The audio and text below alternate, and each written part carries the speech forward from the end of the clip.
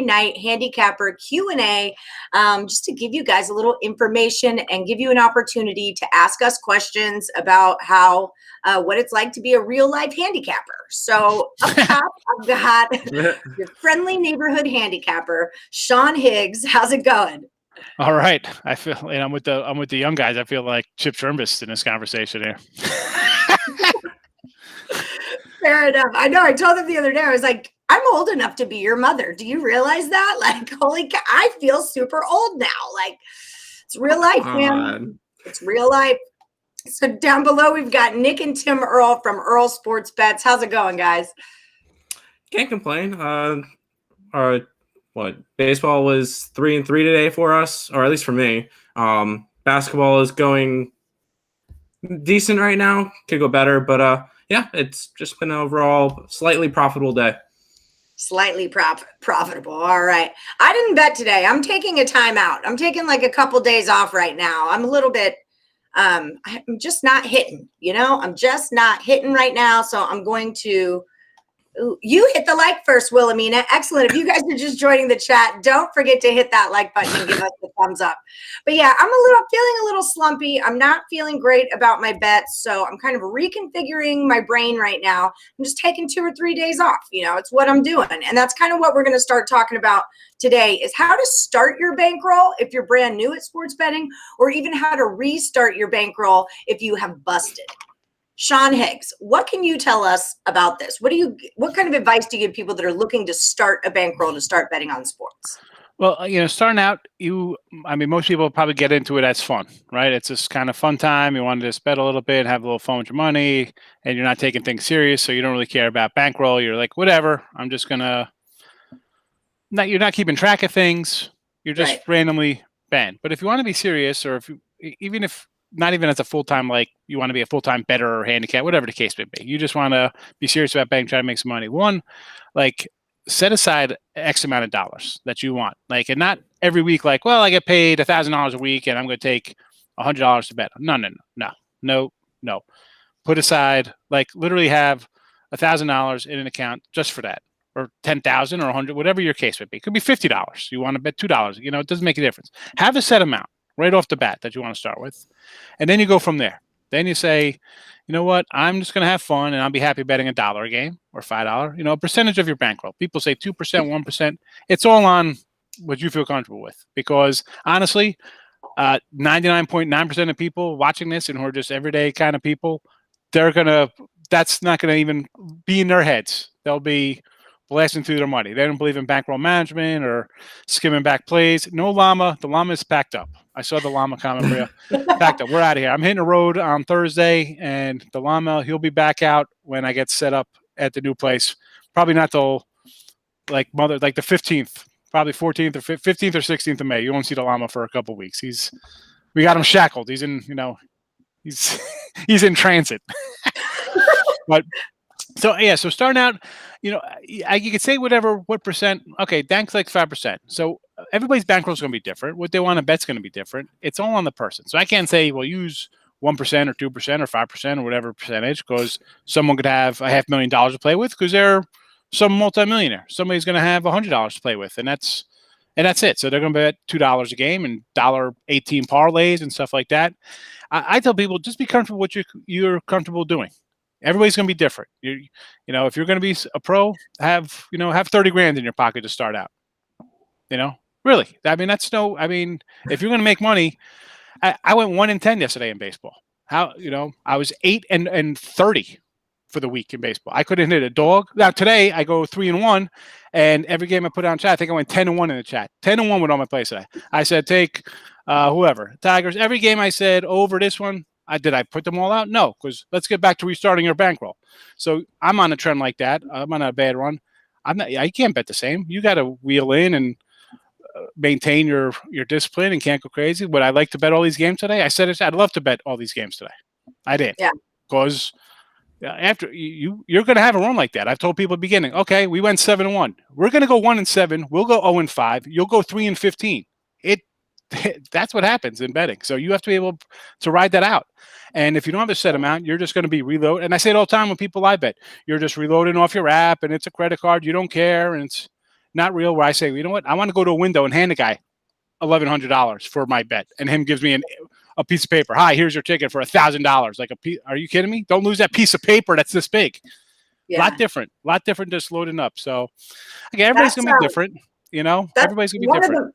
One of the moves that I'm kind of making, I think I'm going to readjust the Morningwood show until 11 or 2 p.m. Eastern, because I need to go to the sports book in the morning and I want to put in paper bets. Like I don't want on my app right now because it's making me a degenerate gambler for lack of a better term. And I have access to so many free picks, from you, from Craig, from the twins, from the chat, from the whiteboard, from a lot of really good handicappers, but they're not my bets. I'm not making my bets, and that's how I'm productive with things. So I'm going to go in and start doing paper tickets. It's kind of the way that I'm going to readjust myself. How about you guys, twins? You guys are young. You're new to the game. How did you, like, for the younger viewers in the crowd, how do you start a bankroll if you're a college student? How did that work out with the monies? Well, probably don't do it the way I did. Okay, stop talking now. Switch. Well, no, I'm just kidding. Essentially, what I did was I threw $25 into my account because, as a college student or at low income right now, we don't have the biggest bankrolls. I start off with $25 in my account. I put it in 2-3 months ago at this point, and you just slowly start to build it up. Obviously, I first day decided, you know what, I'm going to bet a certain team. Let's throw the whole entire bankroll on them, and I happen to win that one. But it does not always work that way. No, it doesn't.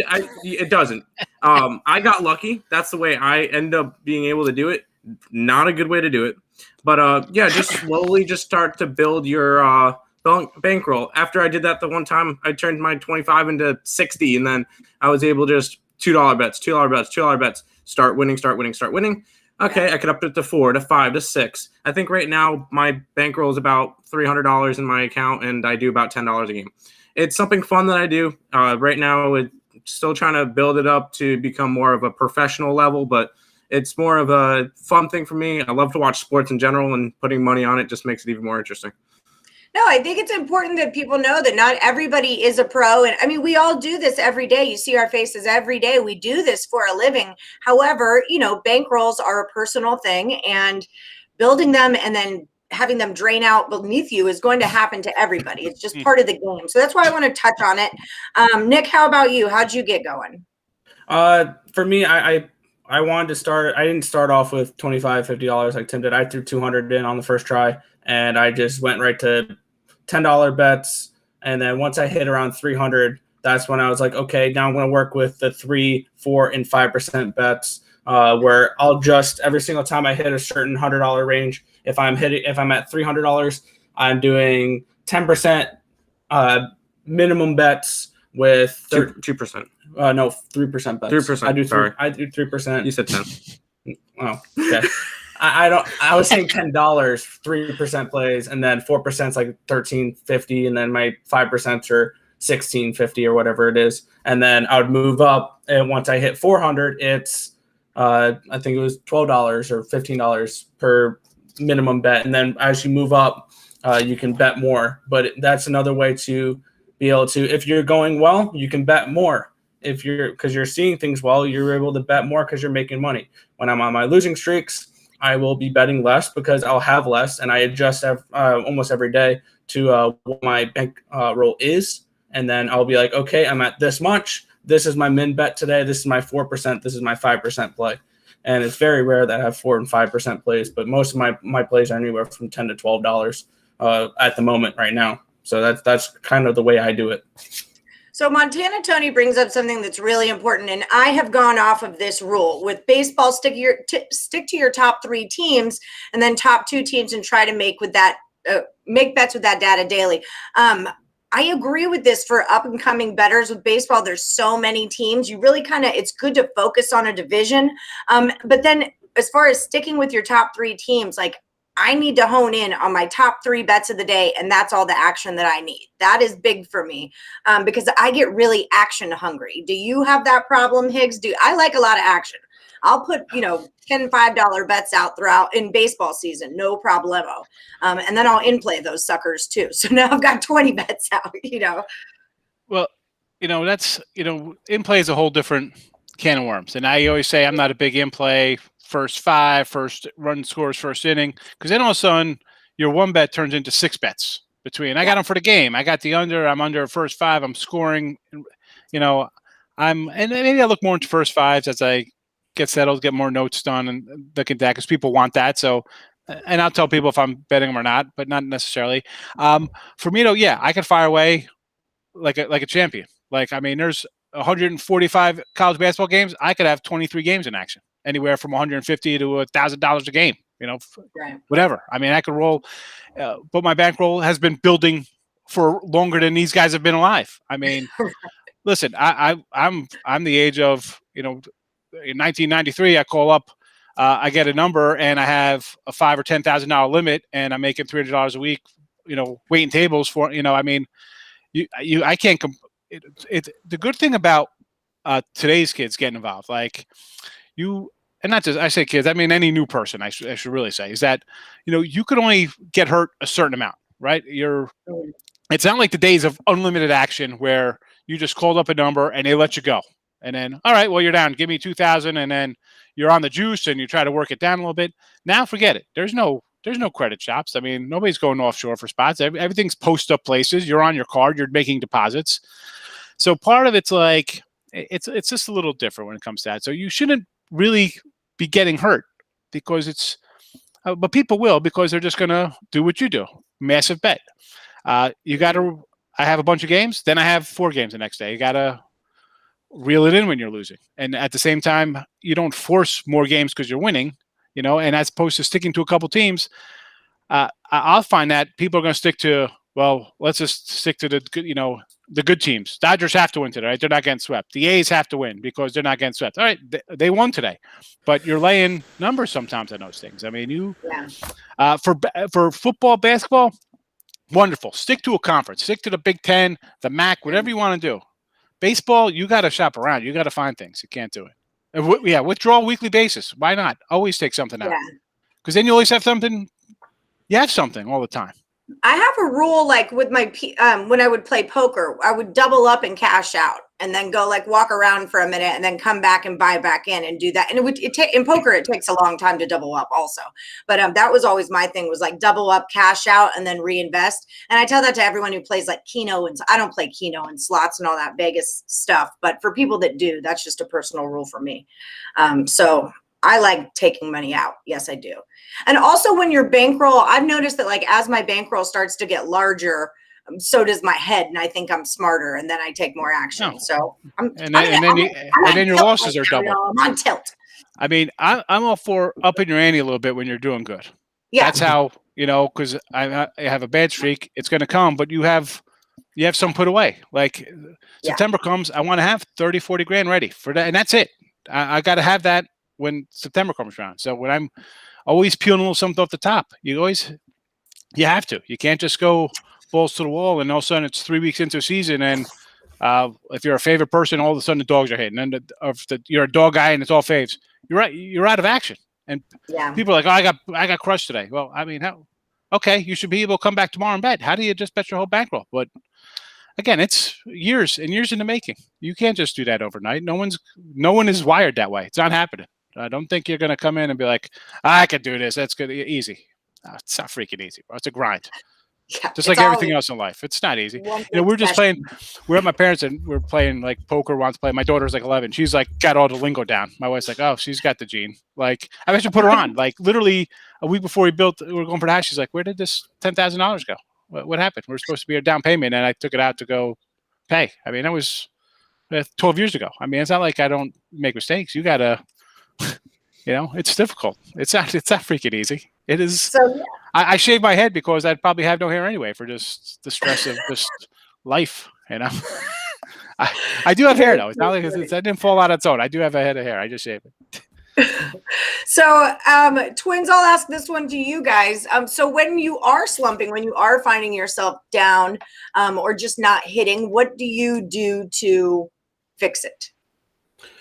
Usually what I'll do is for starters, if you are slumping and you're not seeing the board well, you're not reading games right, don't raise the amount you bet. That's probably the biggest mistake people do is chase, and then they'll be like, oh, I'll just bet double tomorrow and be able to win all my money back. You're not seeing it right. You're in a slump for a reason. Wait till you start getting out of that, and then you can up your ante a little bit. Just know you got to also learn how to handicap yourself. You got to look at, like what I'll do sometimes. I'll look at last night's games, and for like hockey, I'll look back and be like, yeah, I could have gotten that one wrong, or I read that one wrong. I read that one wrong. But there'll be some games where you'll be like, oh, that team I had, they were up 3-1 in the third period and lost in overtime. Cough, cough, St. Louis Blues last night. But like there'll be games where you'll be like, yeah, they blow a lead and they lose in overtime. It happens. Bad beats happen in sports. There's a difference between having bad beats and just reading the board wrong. And that's something you got to learn how to handicap yourself is, are you just doing bad right now, or are you getting unlucky? Because there's two different things, because you can easily be on the other side of that luck. So yeah, you got to be able to handicap your handicapping. That's one thing that you learn over time. I'm having that patented. I've been saying that for years. Handicap your handicapping. Really, you're going to have your mixed extra point, whatever, any kind of things. Welcome to sports betting, bro. Just deal with that's this life. You're gonna, and I always say, people are like, well, what's the biggest one? The win? I don't remember wins. I remember all my terrible losses. Those are easy to remember. All the bad beats. Because every game I put out, I think is going to win. So any game I lose is going to be some miserable loss for me that I remember. You know, I mean, the wins are the wins. But I'm going to get back to what Montana was talking about here. He's talking about discipline and pulling out week. I say it all the time. I say on the show, be happy with a day's pay. Like everybody in this chat probably has a real 9 to 5 or 8 to 4, 12, whatever swing shift or everybody's got some kind of job. You're making X amount of dollars a day. You get paid X amount of dollars a week or 2 weeks. Why the heck? And I tell people all the time, you went 2-2. Well, you won $32 because we had 4 underdogs. That's not enough. Well, just send me $32. Here, I'll give you, send me the money. No one's sending out. I don't understand. It's money in your pocket. I don't care if it's $2, $200, $2,000. Why are you thumbing your nose up at money? Be happy. Stay disciplined. I don't care if you split out, you're still $17 or $8. It's a win. You just won doing nothing. It's found money. But people want that. The ROI think it's like freaking Bitcoin or some crazy crap that they're going to come in here and just make thousands. It doesn't work that way. And stick to somebody. He says, we do the show. Plenty of cappers come on and talk. Everybody's got a different way to go. And believe me, I've been on 200 something sites over the years, and people are like, well, I had somebody else. And they had this game. If you get a package from me, stick with that guy. That's why I always say, get a week, get a month, right? See how that person is. You can't just make a decision based on a day or 2 days or 3 days. That gives you, anybody could throw a dart at the board and have a 3-in-1 day or an 0-3 day for that matter. I mean, you have to have something and stick with it, but the common person does not have that rationale. They want to have fun. It's, hey, I'm going to go parlays and try to make money. All right, listen. That's the same thing as him. All right, that's not what I'm doing. I mean, could you make money that way? I guess some people do. I don't. I'm not. It's hard to win in one game by itself. Then 5 altogether for one win, 5-1. Hey, 5 games in one little packet. It's tough. Yeah, it is not easy. Yeah, that Blues beat was bad. Yep, it is not easy. All right, guys. So I think that just about does it for us today. Do you guys in the chat have any questions? And if you do, or if you are in the chat, give us that thumbs up. Please hit the like button, hit subscribe, and ring that bell for notifications. But just to kind of recap everything, starting or restarting your bankroll, make sure that it's an amount that you can afford. It's not going to cost you your electric bill or your marriage or, your kids' lunch money tomorrow. Start slow and start to build it up. You want to keep an eye on what bets you're making and why they're not cashing. You want to be handicapping your handicapping and finding out what your strengths are and what your weaknesses are. Oh, I'm taking that saying right back. That's mine. You want to stay disciplined. You definitely want to stay. Hey, Ashley, wait. I know. You've never seen me on a show before. Where's she been? I've only won 8 straight Total Chaos shows here. I'm 7. I don't think I've gone a day without seeing Higgs on the show. Yeah, 7-1 Total Chaos this month. Yep. 7-0-1. 7-0-1. That's right. I'm sorry. Yeah. Yes. You are crushing. We were trying to figure out how long Sean had been on Baseball Total Chaos. And I said, well, the Earle brothers did opening day. And then Tim played Higgs next. And then Higgs is just gone from there. Like Higgs is I never had to replace you. So freaking killer run on MLB. I want to imagine, Wilhelmina said something about like betting the wrong game and like, oh, I had this game. Sometimes you pick and choose. Like I pick games today and I go 3-1 on games. Okay, I'll take the 3-1. Would I love the 8-1 day? Yeah, but if you're losing, you can't do that. Like, even if I lowered the plays and throw them out there, even as an individual, could I play them on my own a little bit? Yeah. But also, like on sites, I can't come back at losing day and then people think, well, this guy just wants to come over the top and be like, well, I lost this, I'm going to get back in one day. I don't think like that. You can't think like that. If you want to play the game, how about this? You want to have 8 games today, instead of betting 25 a game, bet 5 a game and be like, you know what? I'm going little. Unless you have some unlimited bankroll, Wilhelmina, spread it out or just say, you know what? Hey, I picked the wrong one. That's the hardest part of even being on the capper, like to put out games in a package. Because plenty of games I'll put 3 games out. Like, all right, here's my game of the day or whatever. I'll put 1 game package. Well, the other games go 4-0, and the one game I put out that I like the most ends up losing. So if you maintain a kind of discipline on your bet, you like one more, put a little on it. Put a little extra unit. If you're betting $10 a game, put 15 on it. That's your favorite. But it's all. I get it. I do the same thing, Omina. You're gonna pick and choose sometimes, and then you're smacking yourself like, that's welcome to sports betting. I say that every day. There's a game that I thought I should have put out. I didn't put out. It win. You remember the winner. You're not going to remember every loser. Well, I mean, and believe me, the losers are going to be right up there, neck and neck, probably more than the other one. So don't lose any sleep over that. Don't worry about it. That's just the way it is. Never no betting allowed. I can tell you every hand I lost, but I can't really remember the ones I won. People are like, what's your biggest one? I don't remember. Every game I put in should be a win, so I don't even think about it. That's why people are like, you don't watch your games. No, because as far as I'm concerned, I'm undefeated today. Like, I don't care about that. I'm going to go. I got a vacuum. I'm pack a bag, whatever the case may be. I'm not worried. My game's a winner. That's the way I look at it. I spent my time on it. It should be a win. Don't lose sleep. Back to that one comment. One thing that I like to say with people like, oh, I should have bet that game. Oh, I should have bet that game. The way I look at it is it's better to leave a winner off than to add a loser on. I'd rather just leave a game alone. I'll pass on some games. It really depends on the slate, but I'll pass on 70% of games most likely for most days. So if it's a 15-game baseball slate, 6-7 plays, that's about all I'll have. So I don't force action on every single game if I don't have to. If I see now, there's some baseball slates where I'll see 10 games have value on it, so I'll have 10 plays that day, and there'll be some days where there'll be 2 games of value, 3 games of value. Yeah, I only bet those 3 games. I'm only betting on where I think the value is. If there's no value on any game, I won't bet it. So that's where I get a lot of these ugly dogs in baseball, is because the Tigers are plus 250. Yeah, but I think they should be a plus 200. That's a little bit of value. I'll most likely bet that. So it all depends on the way you bet, but I'm a strict a value better. Yeah, and just don't be stupid with your money.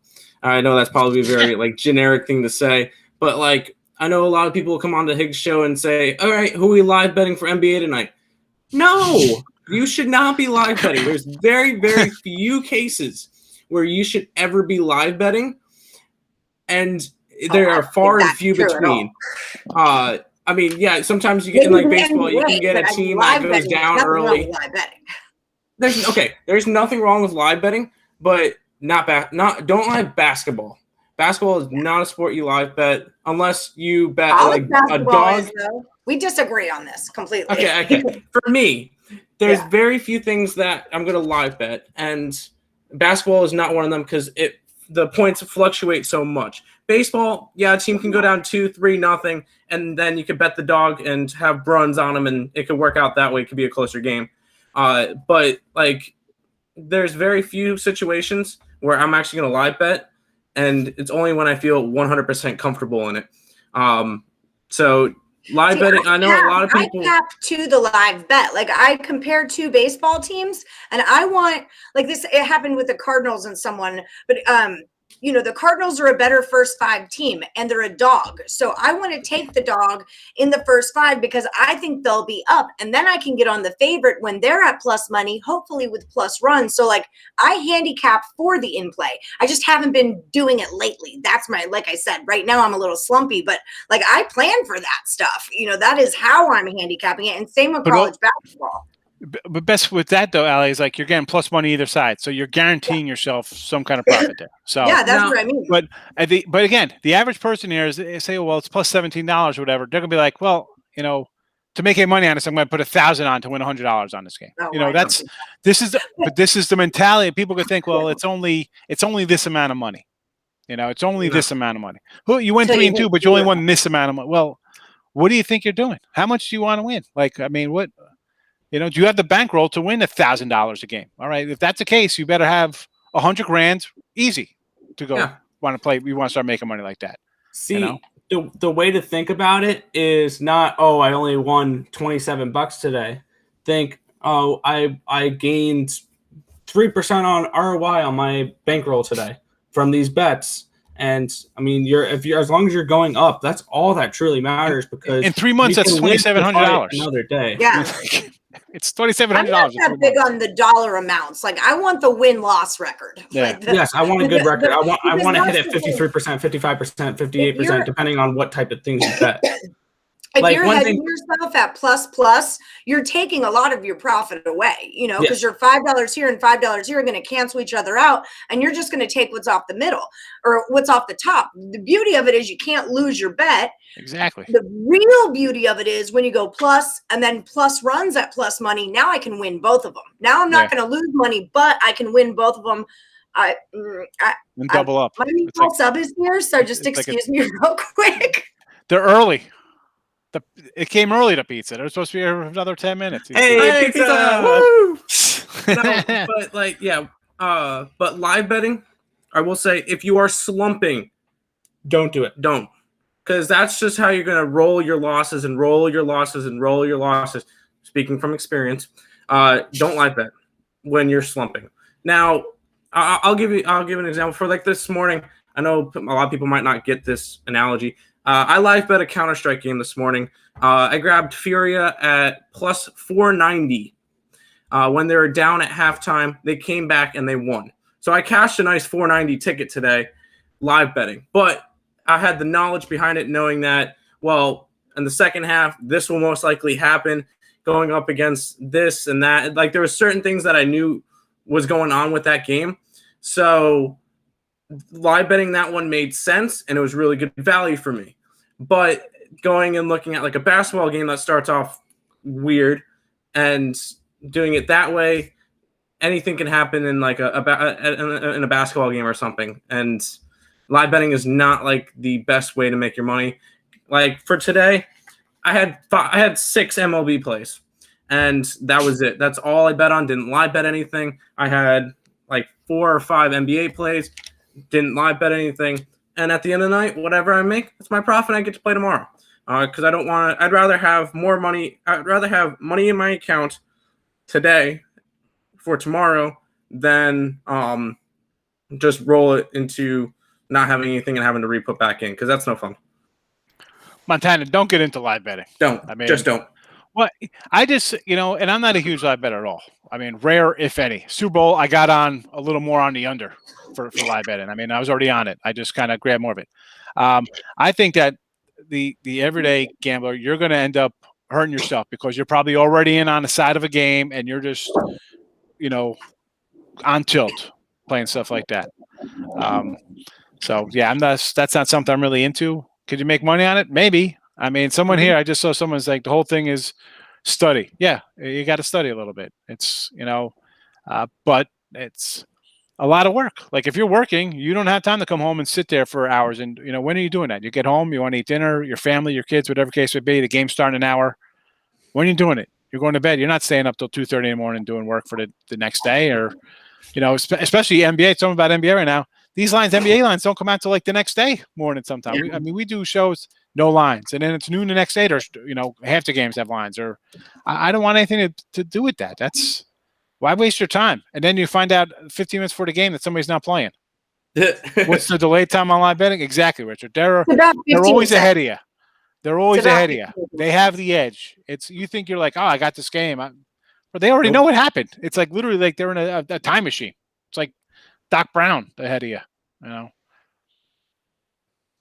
All right. Just be smart. Well, that's that. Be smart. Look, you guys are all against me. I like live betting, and when you do it right, it's really profitable.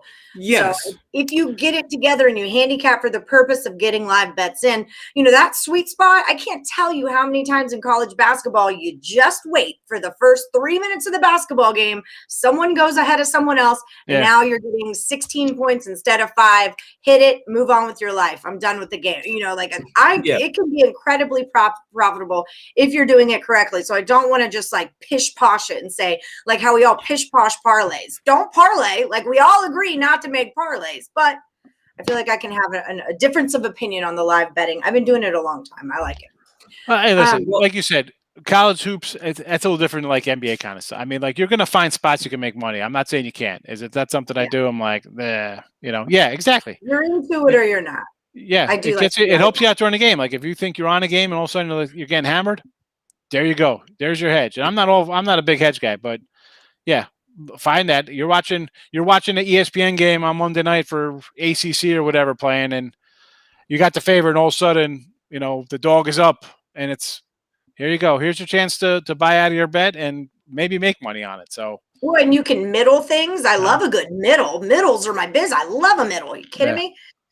You can do all kinds of things, but you have to stay focused. Where in-play betting gets in trouble is you're drinking. You start drinking. Now it's like the end of the night, now you're just like hammering away. Yeah, hold on. That's something totally different. That's called drunk betting. Never drunk bet. No, you're with Kevin St. John. Agree. He's with me. If you have a plan of attack, it can be really fantastic and super profitable. No, I remember back with the comment on when you're live betting, you're drinking. I remember hearing a quote once that says, "Don't gamble when you're drunk. You get bold and stupid." Yeah. Yeah. So there's a difference between live betting and drunk betting. Yeah, definitely. My grandpa always used to say that you have to make a bet every day because you never know when you're walking around lucky. That he was a bookie here in Vegas for years and years. So I don't need to drink. I don't need to drink to bet stupid. So I don't even need that.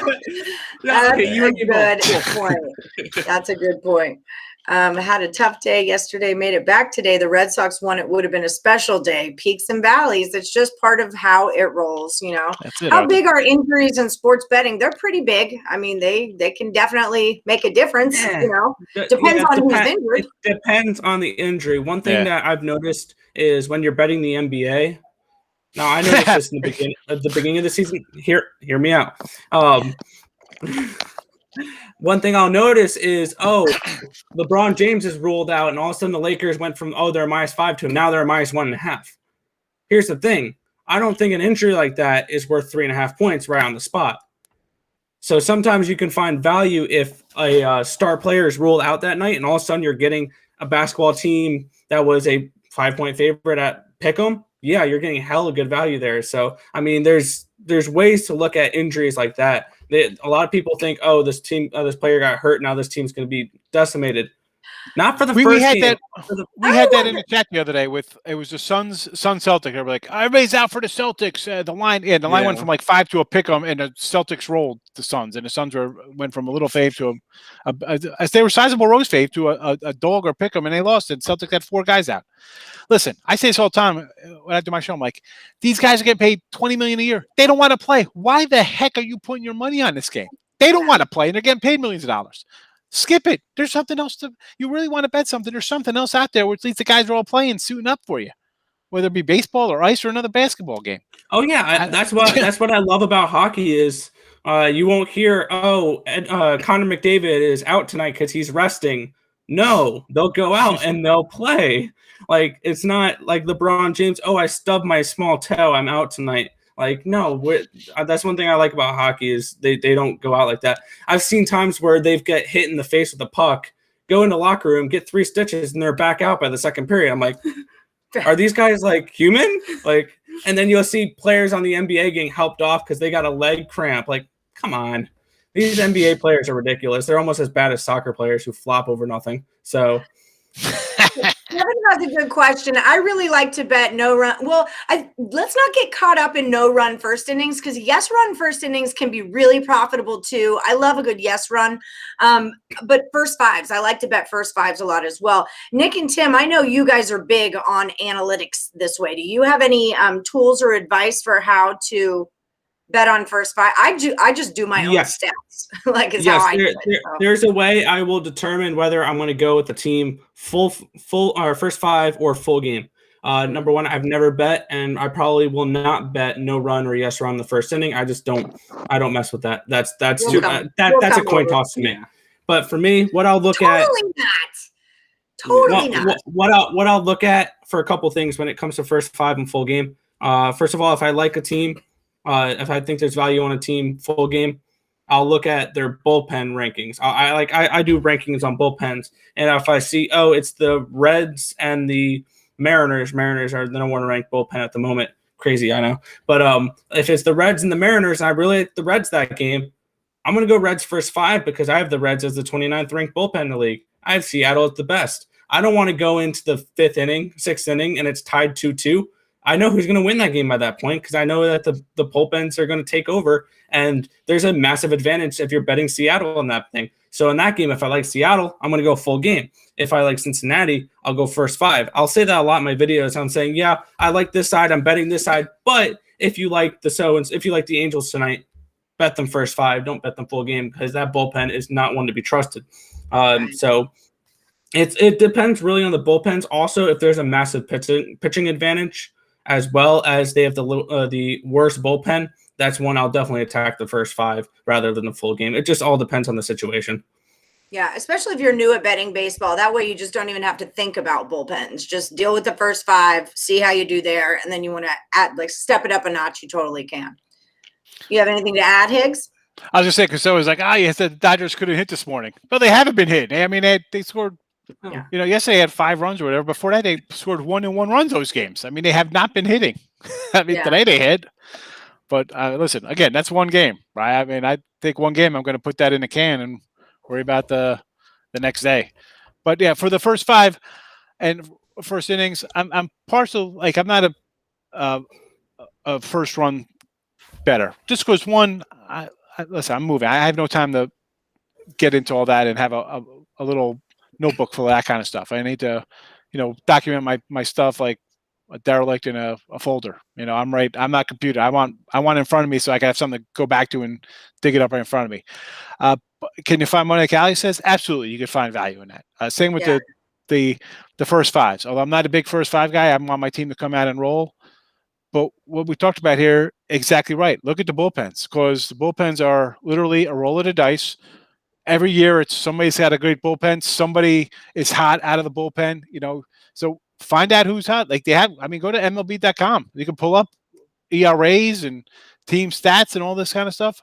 Yeah. Rank those bullpens, because you're not going to know right off the bat. Like everybody's like, oh, this bullpen's great. Well, let's see how they do because, it doesn't always work out that way. Guys get hurt. They start out cold. I mean, we see some of these pitchers right now. They're going to be pitching to a .80 ERA. Some of these guys all season long, 2 ERA. No. I mean, DeGrom maybe, but no one else. We're 5 games in. Let's give it to the end of next May, and then we'll have a better, good all-around feeling for not just the bullpens, but your starters and your first-run scoring guys who start out hot. What offenses got to go through? They got to, the pitcher first time through. Yeah, he's got an edge, but by the 3rd inning, so game on. It's time to tee off on the guy. So. Yeah. You got to adjust every week. Every start's different, and a team can play somebody today, and it's the same pitching matchup 6 days from now. It's the same guy, same matchup. So, look, it's work. You got to find it. I mean, that's again, good luck finding it because you come to a channel that people actually do this all day long, and it doesn't mean we're going to win everyone. That doesn't happen, but at least we're going to have a reason why we're liking something. It's not just like, hey, do it. And there's nothing. No, we'll give you a reason why we like the game. And if you're someone if you don't ever pick up a pen or a pencil to handicap, I don't feel like you're doing it right. There's so many people I see that come into a sports book and just go over the sheet and look up and they pick from there. I got mine. Yeah. You're not writing If you things don't down. have, You're not if you don't doing it. have pages You know, of so- numbers, Do I gotta then you're not have handicapping about all right. my books? I got a blue book, a marble, and a spiral. So Yep. all different. Oh, break it down. fancy! Well, because they're all I got different. folders and He's Yeah. big time, guys. We're all- Someday listen, we'll be that big time They're too. all different. They're different. We have, some are just Yeah. baseball, some are hockey, some are still football stuff. I got to go ready for footballs. Listen, football's a couple weeks away. My Yeah. so schedule's coming out. You Nice. got to get ready. I mean, I know Already that. May. Oh my god! Listen, they have win totals out, and people are like, "I jump in. Oh, I got to bet." And I'm an early total kind of guy, betting down on futures. But I can't wait till the schedule. I got to see the schedule. I got to see who's playing on Sunday night, and then who they got the next week. And who's the look ahead spot? Like who's in a division sandwich game? Yeah. I don't care. It's only May, but Hall of Fame games August 2nd? Yeah, it's not that far. Yeah, football not season's not that far. It'll be around here as soon as it'll be around here quick, and it's another. Elliot got lucky. thing. Elliot got lucky today with his A's game. I saw that the A's did win. He got unlucky, I think, with the Astros though. Yeah, Astros. Astros, Ready. They're playing a lefty. Football. They hit lefties. Oh, That's no, that's his him and quote. these lefties for F's sake with the lefties. Jeez Oh, Louise. yeah. We love you, Elliot. All right. I have to go film another video right now with Mr. Craig Trapp. So we are going to have to cut this a bit short, but we do this every Sunday night. Right around 8:30, 9 o'clock Eastern. It's a time for you guys to come in and ask us questions like how you've been doing. I love this. I think it's a great concept. It seems like you guys really enjoy it as well. So thank you so much for watching, and give us that thumbs up. Hit the like button. Let Craig Trapp know that you love the show, and that way we can keep doing it every single week. Woo. All right, guys. I will catch y'all later. Don't forget, you can check out Higgs at real_Higgs. Is our promo code still draft? I think the promo code is still draft. If you're over at the picksandparlays.net site. Is it football? Is it draft for football or draft because you like to toss a couple back? I'm a cans girl, okay? I'm a tall can girl. Everybody knows that, all right? Everybody knows that. And don't forget to check out Nick and Tim Earle over at Earle Sports Bets. They're doing their own live pods every day as well. And Higgs is over on Winning Free Picks. You're taking a little break for the move, though, right? So there's not going to be midday money for the next couple days. Yeah, I'll have it. I'm doing 1.5 hour. I'll do the late show tonight, and I was going to come in and bust Elliot's chops about the A's, but they came back to 1. But so I'll do midday for Monday, Tuesday, Wednesday this week. Then I'm on the road for a few days, and then I got to get set up. So I'll probably, once I'm in a hotel, wherever I'm at for a few days, I'll do it then. But a couple of days, Thursday, Friday, Saturday, will be nothing. So. All right. Well, safe travels to you. I know it's not yet, but safe travels. I'm excited. You're going to my state. It's going to be good. You're going to love it. Probably I can't wait to get to Buc-ee's. It's only Texas. I'm not even going to bet games anymore. I'm just going to go to Buc-ee's and hang out, get a job in the washroom, clean the bathrooms. There you go. That place is so clean. Business. It is so. You can buy art. You can buy artwork off the walls in the bathroom. Like they make. You could eat off. You could eat off the floor in the bathroom. I'm not going to do that, but I would do that one. To let you know how it goes. Bro, have you guys been in a Buc-ee's, bro? It is freaking cleaner than your house. And it probably is. They don't have lizards running around. I'll tell you that. There's no lizards running around. That's for sure. It's all right, spotless. guys. I'm going to close it on down. Yeah, we missed the llama. The llama has been packed. So that might be why we're slumpy right now. There's no llama, and we've got a ton of drama now. You see what's happened to us? It's the freaking llama's fault. All Higgs' fault. Blame it on Higgs. I told him, tell your daughter to start making like 8x10 little llamas and send them out, man. Make a sticker out of them. I want llama gear, man. I want llama gear. I said no more. I said I can't. There's no more hauling stuff out. Wait till I got to get settled in a new house. Then we'll have the whole llama. We'll have a whole llama room. We'll have live llamas in the yard. It's fenced in. There you go. Buc-ee's. Montana knows Buc-ee's from Texas. Yeah. I told Montana Tony he's got to meet up with us. We should do a meet and greet while I'm in Houston. We can do a Picks and Parlays meet and greet. There's a lot of people who come in at the chat, the Winning Free Picks one, like, yeah, I'm in Austin, I'm in Dallas, I'm in Fort Worth, I'm in Waco. Yay, we should totally do one. Let's talk. We'll talk. It's 4th of July. We'll have a barbecue at the Branch Davidian compound. It'll be great. Oh my gosh, that's the wrong city. There's an old joke that Waco stands for what a cook-off. I remember that. Yeah. Okay, I gotta let y'all go. Things are Have happening fun. all around me right now, and I got to get to Craig Trapp. But we do this every Sunday night around 9 p.m. Eastern. It's the Handicapper Q&A with Sean Higgs and Tim and Nick Earle. Thank you guys for joining us. Smash the like on your way out. Good luck, everyone. See ya. Good night.